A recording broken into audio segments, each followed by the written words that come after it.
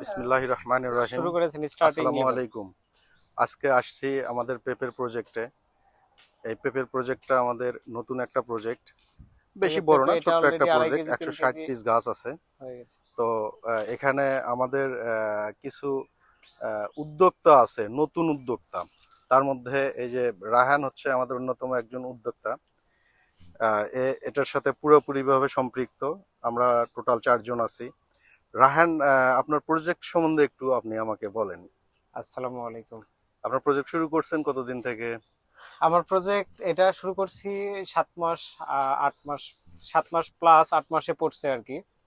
আমরা ছোট ক্ষুদ্র পরিসরে 22 ডিসিমেল জায়গা নিয়ে শুরু করছি। এখানে তার মধ্যে সাইডে কিছু ড্রেন এবং আদার্স, এই যে নেট, হাঁটার রাস্তা, সব মিলিয়ে 2 ডিসি জায়গা চারদিক দিয়েই বাদ রেখেছি। বাদ রেখে মূল প্লটটা এই যে আমরা ঘিরে নিয়েছি। ঘিরে এই যে 4 হাত পর পর এপাশ ওপাশ মিল করে মোটামুটি 190টা চারা দিয়েছিলাম। অল্প কিছু গাছ নষ্ট হওয়ার পরে 160-65টার মতো গাছ টিকেছে আমার এখন। এর মধ্যে কিছু মর্দা চারা আছে, আর কিছু পেঁপে ধরা চারা বেশ কিছুই আছে, মোটামুটি ধরতেছে। আচ্ছা, আপনি এটা আসলেন কি হঠাৎ করে, কি ভেবে আসলেন? আপনাদের আগে একটা ভালো কোম্পানিতে চাকরি করতেন, ভালো একটা স্যালারিও পাইতেন, ভালো বাংলাদেশের নাম করে একটা কোম্পানিতে চাকরি করতেন, ওখান থেকে এখানে আসলেন কেন আপনি?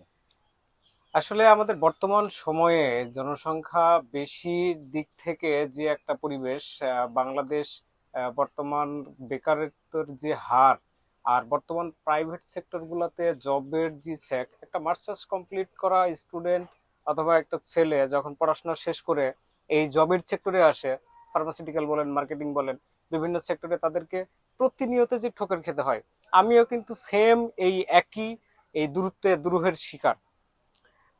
নিজের যোগ্যতাকে কাজে লাগানোর জায়গার পরিধিটা আমাদের বাংলাদেশে খুবই সীমিত।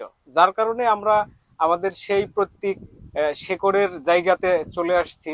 আমাদের বাংলাদেশ কৃষি প্রধান দেশ, এখানে আমাদের যথেষ্ট জায়গা রেডি আছে, কিন্তু সুপরিকল্পিতভাবে এই জায়গাটা তুলে ধরার আমাদের যে একটা প্রয়াস, এই জায়গাটা আমাদের খুবই সীমিত।